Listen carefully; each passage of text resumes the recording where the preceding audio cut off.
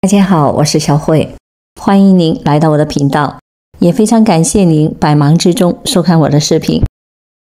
养生达人许阿姨最近可是犯了愁了。前不久自查血压时，发现自己的血压偏高，很有可能是高血压。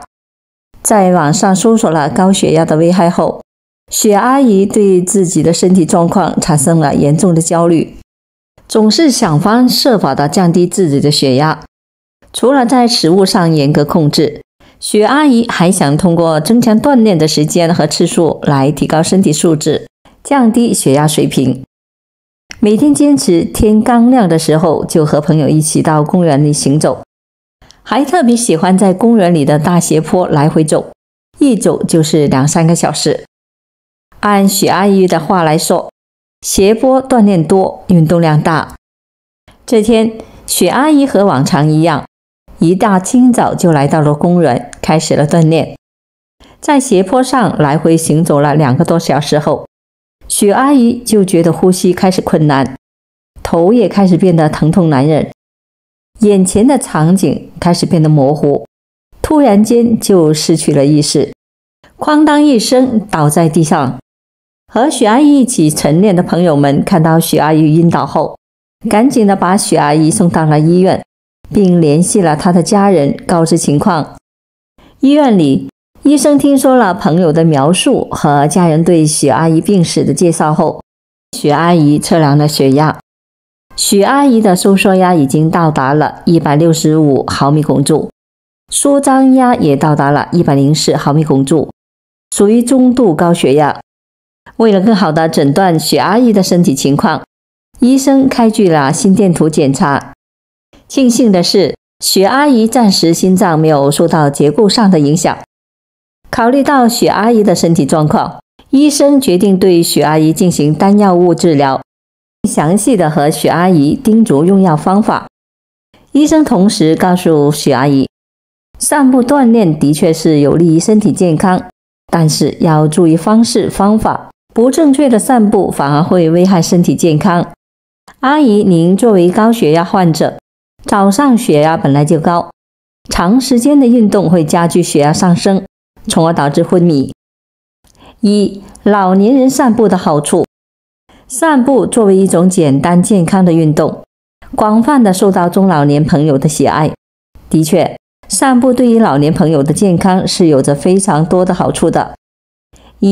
提高吸氧功能，减少肺部疾病的发生。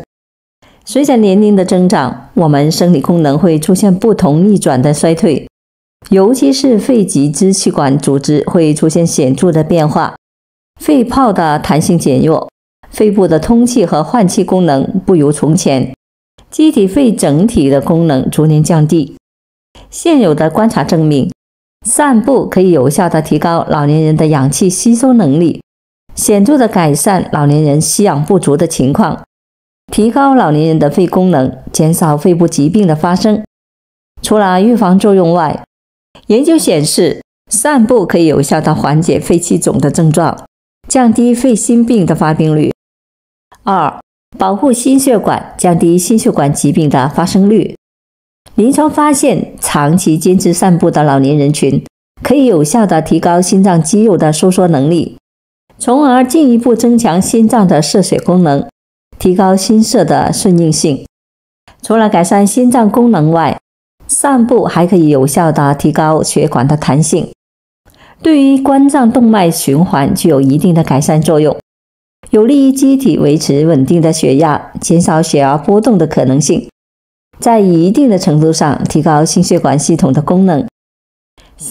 舒缓焦虑，愉悦心情，提高生活质量。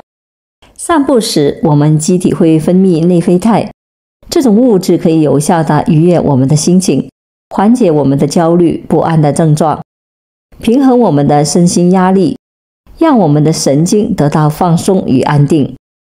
除此之外，散步可以在一定的程度上提高老年朋友的脑力与智力，在一定程度上改善老年人较为急躁的性格，同时提高老年人适应能力和学习能力，有助于老年人适应各种的新环境、新事物。当我们的情绪变得稳定，心情变得愉悦，身体素质得到了提高时，我们的生活质量也会有所提高。由此可见，散步对于我们老年朋友来说有着非常多的好处。正确的散步有利于我们老年朋友的身体健康。在介绍了散步的好处后，相信很多老年朋友都会有这样的一个问题：我年纪比较大，腿脚有些不好，那我适不适合散步锻炼呢？实质上，大部分人群都适合通过散步来进行锻炼，不过有少数人群不适合散步。接下来让我们一起来了解一下。2. 适合散步的人群。接下来让我们一起来区分一下哪些人群适合散步，哪些人群不适合散步。首先，我们介绍特别适合散步的3类人群。1. 罹患关节疾病的老年人群。很多老年人常常会有这样一个误区：我关节不好，受到了损伤，应该尽可能的不要运动。然而，事实却恰恰的相反，适度的散步锻炼将有助于提高关节的能力。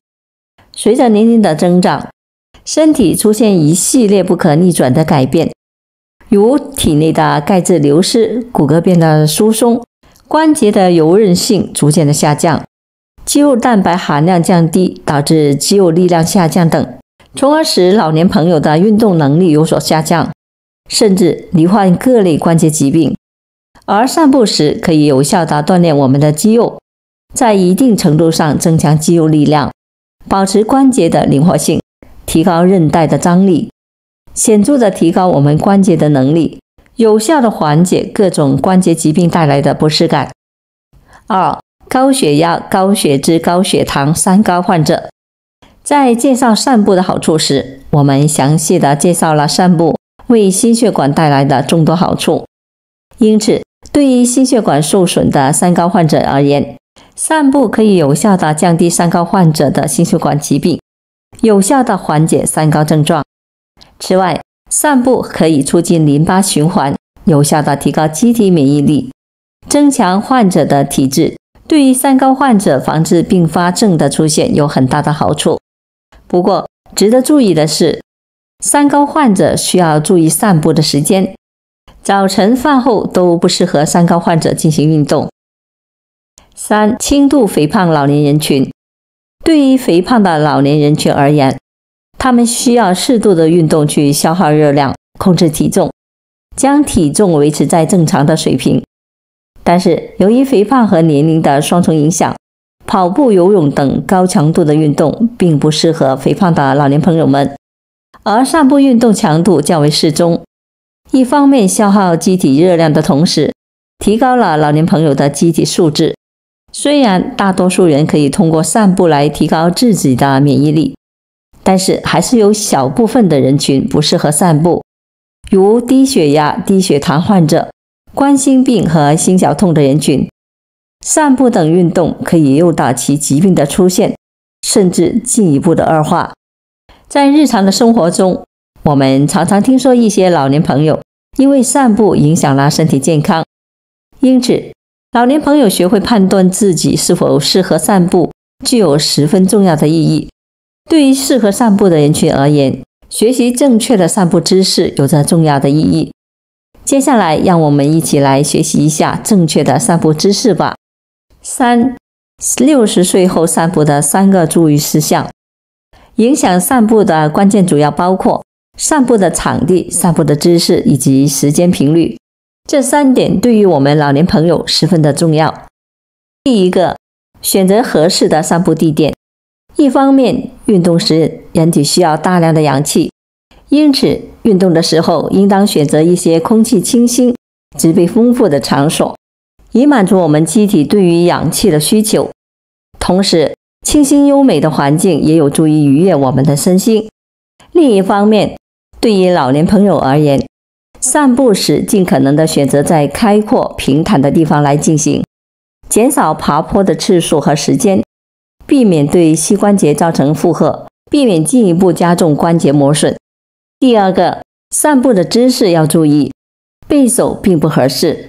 许多老年男性朋友散步的时候喜欢背着手，但背着手散步不能够充分的活动身体各个的部位，而且会使身体处于紧绷状态，限制了身体的调整能力，不仅不利于锻炼，还可能在遇到小石头时导致摔倒。因此，我们老年朋友在散步的时候，千万要保持正确的姿势，做到抬头挺胸，目视前方，躯干自然的伸直，随步伐规律性的摆臂，注意呼吸与步伐的配合，步伐大小因人而异，在自己较为舒适的情况下，尽可能的迈开步伐。第三个，注意散步的时间和频率。散步的时间、频率、时长是有一定讲究的。很多人常常误以为散步就等同于走路，平时日常中的走动也属于散步。实际上，这种想法并不准确。我们生活中走路，从严格意义上看，不能够算散步。日常中的步行运动量相对较小，是达不到有氧代谢的目的，没有运动的效果。那么，需要达到什么样的运动量才算有效的锻炼呢？这里我们给大家进行了总结。对于身体健康的老年朋友，可以采用逐渐增加运动量的方式来进行锻炼，遵照3-5原则进行散步，即每天行走3000米，时间尽可能控制在30分钟左右，1周5次。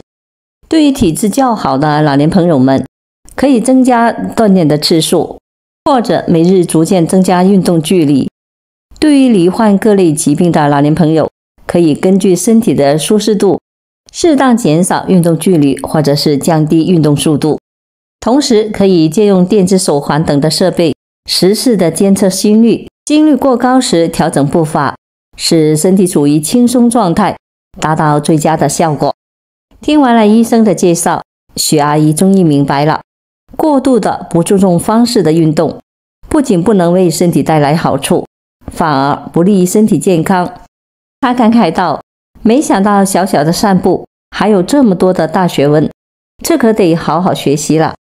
老年朋友们注重身体健康，积极的参与锻炼，这本是一个好事。但是运动时不注意方式方法，盲目的运动不仅不利于我们身体健康，反而加速了我们身体恶化。因此，学会正确的运动方式对于我们有着非常重要的意义。散步对于人体有着许多的好处，而且操作简单。我们是十分推荐大家通过散步来锻炼身体，但是一定要注意散步的方式方法，尤其是60岁以后，散步时更是要做好这3点注意事项。好了，朋友们，今天所分享的视频内容就到这里了。制作视频不易，朋友们，如果您觉得我分享的视频内容对您有所帮助的话，就请您给我点个赞吧。您的每个留言和点赞都是我进步最大的动力，也非常欢迎您到评论区分享您的生活经验。非常感谢您的支持和鼓励，我们下期见。